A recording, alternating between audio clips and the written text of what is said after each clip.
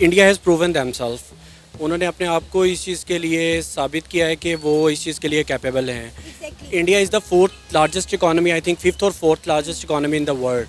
तो जब वो इतनी बड़ी इकॉनमी है और वो अब अपना फ्यूचर जो है वो उसको इस्टेब्लिश करने जा रहे हैं और वो वर्ल्ड बेस्ट इकॉनमीज़ के साथ बैठ रहे हैं और अपना फ्यूचर डिसाइड भी कर रहे हैं, और इसके लिए हमें जो मेरा ख्याल है अभी शायद इस चीज़ के ऊपर वर्कआउट करने की ज़रूरत है कि हमें अपने फॉरेन अफेयर्स को बेहतर करने से पहले आई थिंक अपने इंटरनल अफेयर्स को सॉर्ट आउट कर लेना चाहिए। अल्हम्दुलिल्लाह हम दिफाई तौर पे इंडिया से बहुत आगे हैं और एक दिन होगा कि इंडिया पाकिस्तान का हिस्सा होगा। सीधी सी बात है, हमने तो अभी बहुत लंबी तैयारियां की हुई हैं। इंडिया पाकिस्तान का हिस्सा होगा, अल्हम्दुलिल्लाह होगा। वो नहीं, वो कब और कैसे होगा?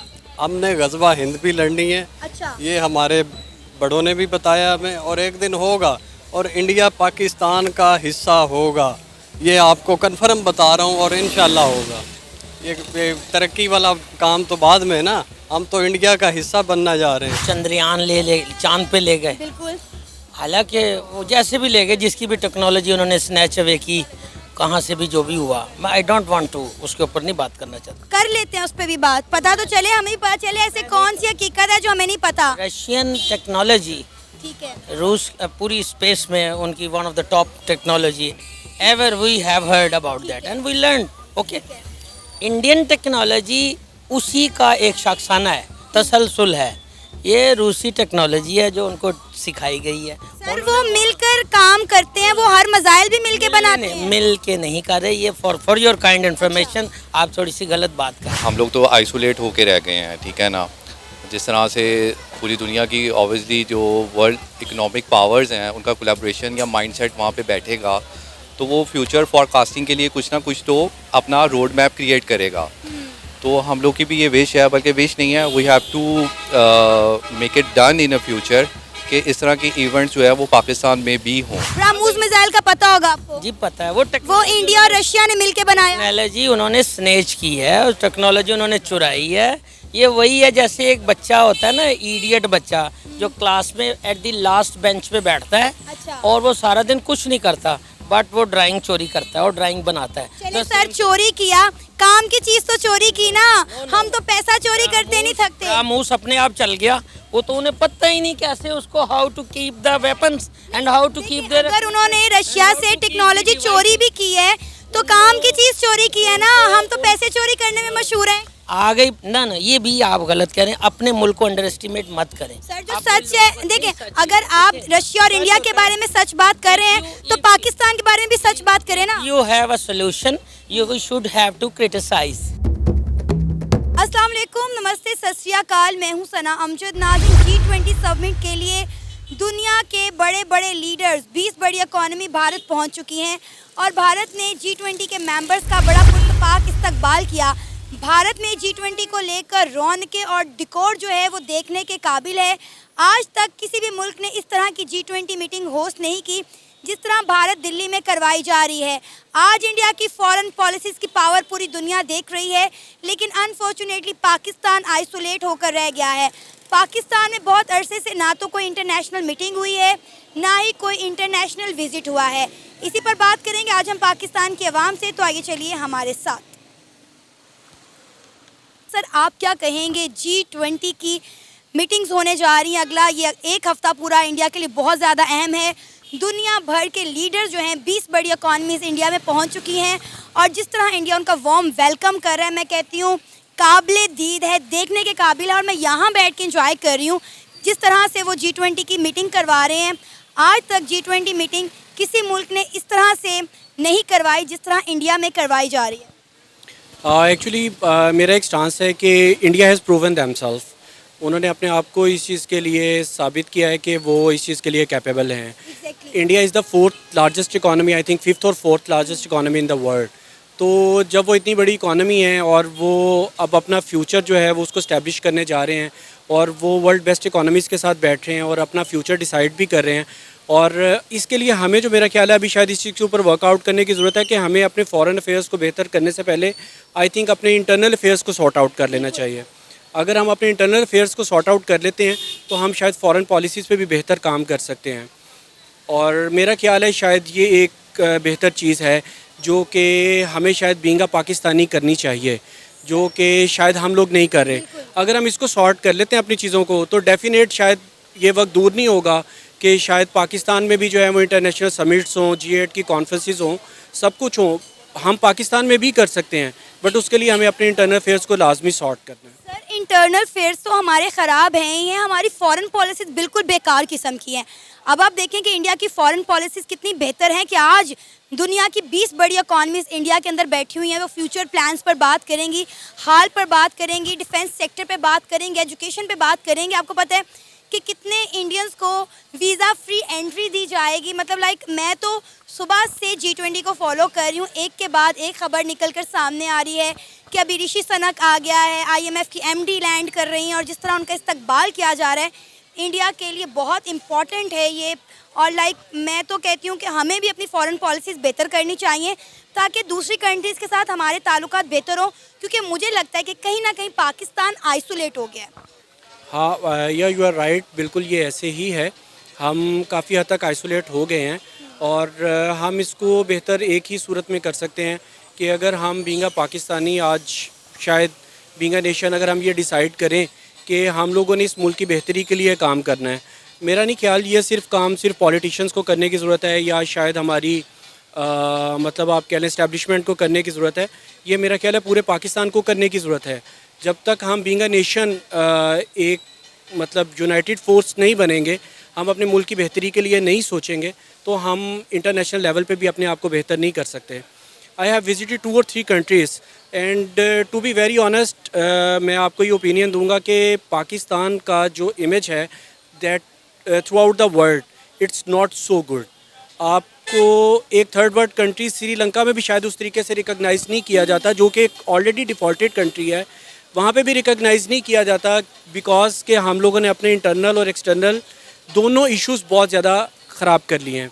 आई थिंक जब तक ये कौम, हम बीइंग अ कौम नेशन, जब तक हम बेहतर नहीं होंगे, हम लोग ना इंटरनल वाइज बेहतर हो सकते हैं और ना ही अपने एक्सटर्नल इश्यूज़ पे काम कर सकते हैं। इन दोनों को बेहतर करने के लिए हमें एक पाकिस्तानी होने के नाते काम करने की, शदीद काम करने की ज़रूरत है। और what ever the politician is, कोई फ़र्क नहीं पड़ता कौन सा पॉलिटिशियन है, बट यह है कि आपको यूनानिमस पॉलिसीज़ बनानी चाहिए, आपको यूनानिमस पॉलिसीज़ के ऊपर काम करना चाहिए। आपकी गवर्नमेंट चेंज हो, बट यह है कि जो आपके एजेंडाज़ हों, जो आपकी फ्यूचर पॉलिसीज़ हों, वो आपकी वहीं पे स्टैंड करें, आप उनके ऊपर काम करें।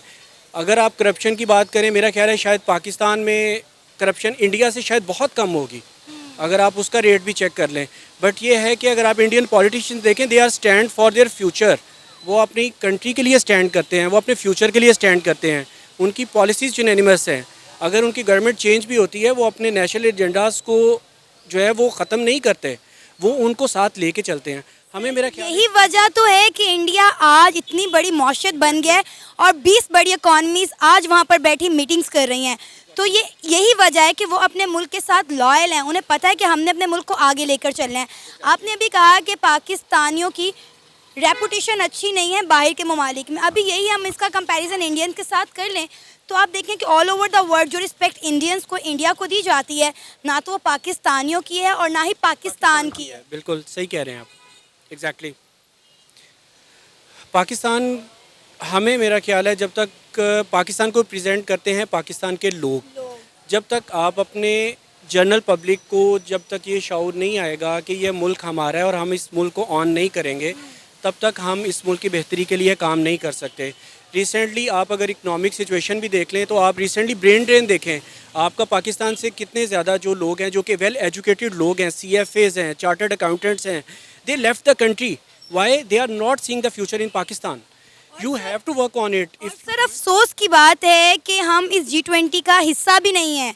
शायद हम हिस्सा होते तो हमारी कंट्री भी जाती, बैठती, हम भी किसी इंटरनेशनल मीटिंग में बैठते, हम समझते कि इंटरनेशनल पॉलिसीज़ कैसे बनती हैं, फॉरेन पॉलिसीज़ कैसे बनती हैं। लेकिन अफसोस की बात है हम किसी भी इंटरनेशनल दौरे पर जाते हैं तो वहाँ तो या जाके हम कर्ज़े मांगते हैं या हम कश्मीर के मुद्दे को लेकर बैठ जाते हैं। हमने कभी पाकिस्तान के मसलों पर बात ही नहीं की। इसके बरक्स अगर हम देखें इंडिया के प्राइम मिनिस्टर, वो जब किसी भी मुल्क के दौरे पर जाते हैं तो वो हर बड़े से बड़े, मैं कहती हूँ, टाइकॉन से मिलते हैं, बिजनेस इन्वेस्टर से मिलते हैं कि भाई आओ और आके हमारे मुल्क में इन्वेस्टमेंट करो। हालांकि इंडिया के मुल्क में इन्वेस्टर्स की कमी नहीं है, हर बड़ा इन्वेस्टर ऑलरेडी इंडिया में बैठा हुआ है, लेकिन उसके बावजूद भी इंडिया के प्राइम मिनिस्टर की यही कोशिश होती है कि हमारे मुल्क में मज़ीद से मज़ीद जो है इन्वेस्टर आए। अभी भी डेफिनेटली ये G20 की जो मीटिंग होने जा रही है ये इंडिया के लिए बहुत ज़्यादा अहम है और इनके नए गोल्स, नए जो मैं कहती हूँ नए प्लान्स बनने वाले हैं। शायद अल्लाह करता पाकिस्तान भी जो है इस G20 का हिस्सा होता, लेकिन अफसोस ना तो हम G20 का हिस्सा हैं और ना ही G7 का।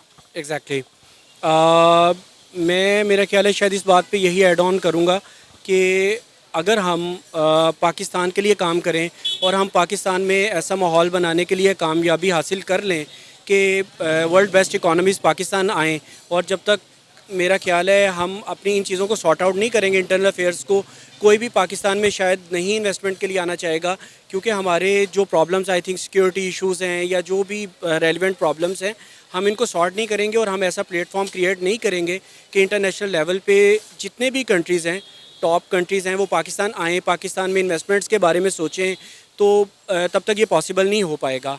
आप रिसेंट देख लें कि बहुत ज़्यादा ऐसे इंटरनेशनल ब्रांड्स हैं जो शायद पाकिस्तान से क्विट कर गए, और भी आई थिंक सो शायद शेल की न्यूज़ थी, शेल पाकिस्तान से क्विट करना चाह रहा है, और भी बहुत ज़्यादा ऐसी चीज़ें हैं। They are lefting our country because we are not working on our problems. अगर हमें अपने प्रॉब्लम्स को सॉर्ट नहीं करना और हमें उनको बेहतर नहीं करना, तो मेरा नहीं ख्याल कि हम फ्यूचर में भी शायद समिट का पार्ट होंगे या हम G7 का पार्ट होंगे या हम फ्यूचर में किसी भी इंटरनेशनल कॉन्फ्रेंस का पार्ट होंगे। हम we are letting down our country all over the world. हमें being a Pakistani first Pakistan का इमेज बेहतर करना है, अपने इंटरनल इशू सॉर्ट करने हैं, देन हम किसी भी इंटरनेशनल फोरम पे जाके एक इक्विवेलेंट डिस्कशन कर सकते हैं। हम कभी भी डिस्कशन नहीं कर सकते। शायद एक बहुत छोटी सी एक एग्जांपल है कि आप अगर बीइंग अ फैमिली, अगर मैं अपने घर में एक कर्ज़े में हूँ और मैं अपनी बहुत ज़्यादा एक्सपेंसेस कर रहा हूँ, तो जिनसे मैं कर्ज़ा ले रहा हूँ मैं उनको भी अच्छा नहीं लगूंगा, मैं उनको भी बुरा लगूंगा। वो मुझे कहेंगे कि यार हम तुम्हें कर्ज़ा क्यों दें, क्योंकि तुम जिन चीज़ों को बेहतर करना तुम उनके ऊपर काम नहीं कर रहे, तुम अपने फ्यूचर को बेहतर नहीं कर रहे। तो आप, मेरा ख्याल है, मेरी एक पर्सनल ओपिनियन है कि we have to work for our self. हम अपने आप को बेहतर करें, देन हम इस चीज़ को प्रूव करें। कौन नहीं आएगा, सब आएंगे, पाकिस्तान आएंगे, but we have to prove in our self. आपका नाम? कमर फारूक। सर क्या करते हैं? मैं वॉचेस का काम करता हूँ। ज़बरदस्त, काम शाम ठीक जा रहा है आपका? अल्हम्दुलिल्लाह बहुत अच्छा। सर इस वक्त दुनिया की 20 बड़ी इकॉनमीज़ इंडिया पहुंच चुकी हैं, दुनिया के लीडर्स इंडिया पहुंच चुके हैं, G20 मीटिंग इंडिया में होने जा रही है। क्या कहेंगे इंडिया की फॉरेन पॉलिसीज़ के हवाले से कि आज दुनिया भर के बड़े बड़े लीडर्स इंडिया में मौजूद हैं? फ्यूचर से बात करेंगे, हाल पे बात करेंगे, बहुत सारे गोल्स पर बात होगी, बहुत सारी अचीवमेंट के लिए प्लान्स किए जाएंगे, और पाकिस्तान आपको नहीं लगता कि कहीं ना कहीं आइसोलेट होकर रह गया? सिंपल सी बात है मेरी बहन, इंडिया से पहले हम भी बहुत अच्छे थे। ठीक है। इंडिया की करेंसी लो थी, इंडिया के मसाइल ज़्यादा थे हमसे। इसमें सिंपल मिसाल है कि हमारे हुक्मरान कुछ अच्छे नहीं आए, इस वजह से हम पीछे रह गए हैं, और इंशाल्लाह कुछ ज़्यादा दूर नहीं है वो दिन के हम इंडिया से बहुत आगे जाएंगे। अच्छा। और इंडिया कुछ भी नहीं है पाकिस्तान के आगे मेरी नज़र में, क्योंकि इसकी वजह है कि पाकिस्तान के अंदर हर वो चीज़ मौजूद है जो इंडिया के पास नहीं है। जैसे कि हमें हुक्मरानों की ज़रूरत है। वो पहले बताएं ना, जो आपने कहा कि हमारे पास सब कुछ मौजूद है जो इंडिया के पास नहीं, मुझे वो बताएं कि वो चीज़ें क्या? सब कुछ है अल्हम्दुलिल्लाह। हमारे पास ज़रखेज़ ज़मीनें हैं, समंदर है, ग्वादर है, और काफ़ी चीज़ें हैं हमारे पास, पहाड़ हैं। तो क्या हमने इनसे फ़ायदा उठाया? इनसे फ़ायदा नहीं ना उठाया। वही तो मैं कह रहा हूँ कि कुछ अरसा आप पीछे चले जाएं तो हम इंडिया से बहुत आगे थे। ठीक है, अब भी अल्हम्दुलिल्लाह हम दिफाई तौर पे इंडिया से बहुत आगे हैं, और एक दिन होगा कि इंडिया पाकिस्तान का हिस्सा होगा। सीधी सी बात है। हमने तो अभी बहुत लंबी तैयारियां की हुई हैं। इंडिया पाकिस्तान का हिस्सा होगा? अल्हम्दुलिल्लाह होगा। वो नहीं, वो कब और कैसे होगा?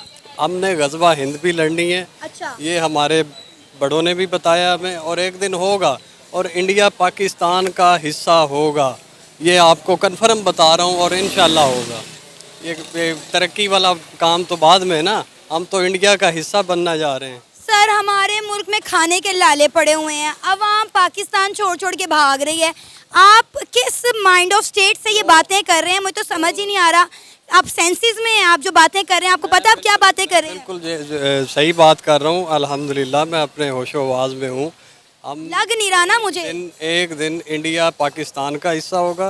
कैसे होगा ना, मुझे बताएं तो सही। जो इकोनॉमिक्स की बात कर रहे हैं या ये चीज़ें, ये बहुत छोटी चीज़ें हैं। हमारे मुल्क से प्यार करने वाले बहुत हैं, सिर्फ कुछ हुक्मरानों की वजह से हम पीछे रह गए। कि दुनिया में आपका कोई इंटरनेशनल लीडर आना नहीं चाहता। मुझे आप बताएं, पिछले दिनों सऊदीया के एक प्रिंस ने आना था, उसने आने से इनकार कर दिया।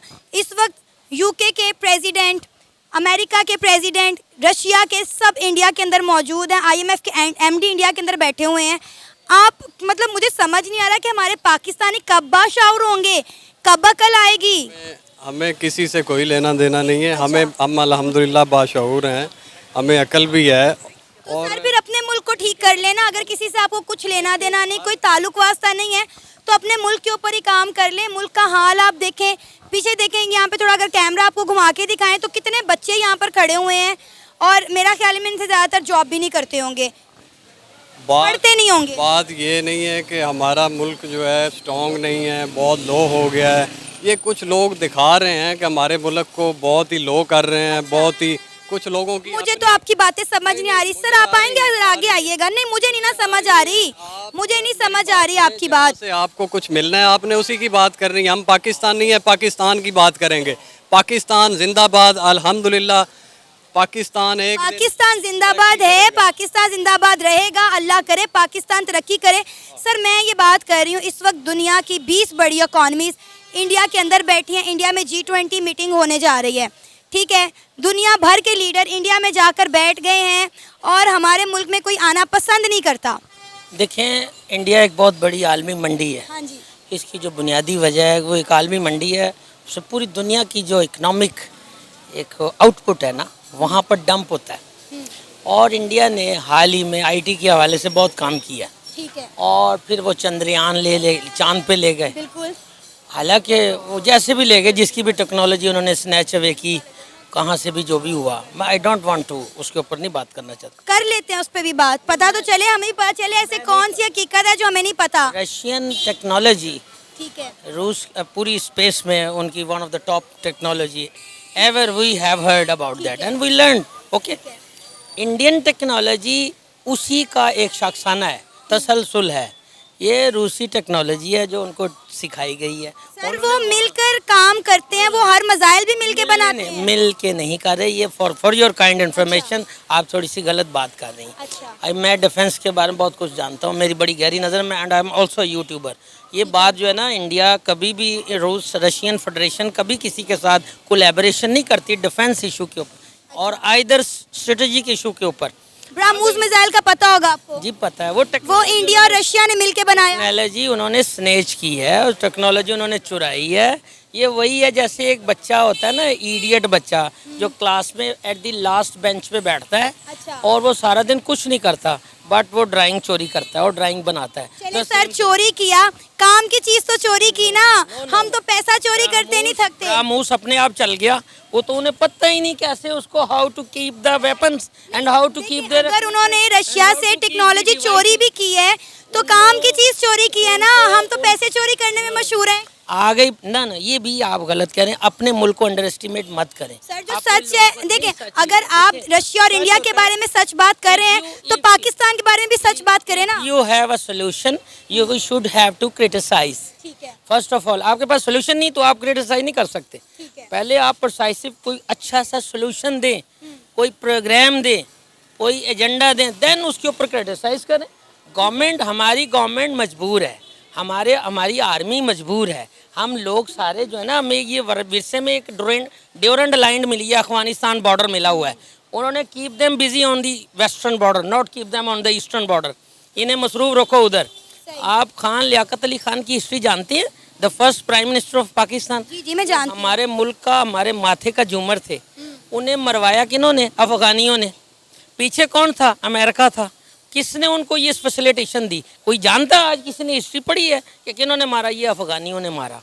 ये हमारे पहले उसको पिंडी ग्राउंड में जो वहाँ पर वो स्पीच करने गए, एक लाएअमल देने गए थे, वो वहीं पर उनको मार दिया। अब हमारा जो पॉलिटिकल एक्टिविस्ट है, पॉलिटिकल स्टेक होल्डर है, उन्हें तो पनपने का मौका ही नहीं मिला, उन्हें तो सर्वाइवल का मौका ही नहीं मिला। हमारी सारी क्रीम, जितनी हमारी पॉलिटिकल क्रीम थी at the time of independence, उसको तो सारा शटल डाउन शटर्ड कर दिया गया, मार दिया गया, ख़त्म कर दिया गया। कायद आज़म मोहम्मद अली जिन्ना तो अल्लाह का लाख लाख शुक्र है कि हम आइडियालॉजी पे बने। माय डियर बॉस, बात ये है कि अल्लाह ने हमने कलमा पढ़ा, जी बिल्कुल, अल्लाह ने उसका इनाम दिया।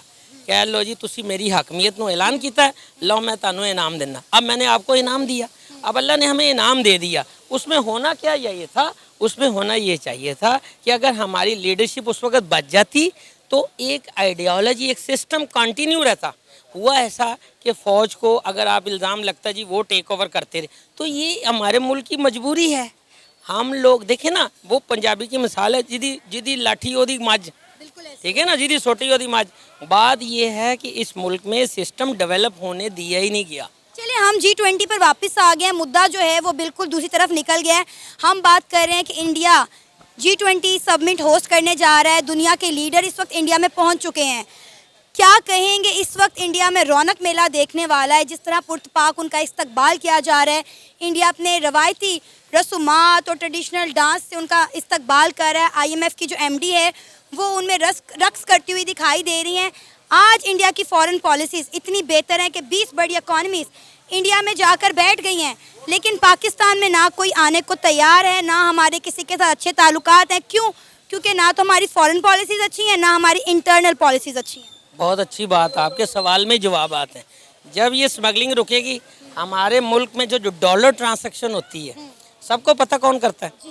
अब ये इसके ऊपर थोड़ा सा चेक एंड बैलेंस लगेगा, हमारा आटा चोरी हो जाता है वो रुकेगा, हमारी जितनी ज़रूरी अजनास हैं वो स्मगल होती हैं वो जब रुकेंगी, जब ये सब कुछ रुकेगा आहिस्ता आहिस्ता डिप्राइव होगा, ये सिचुएशन रिवर्ट होनी है।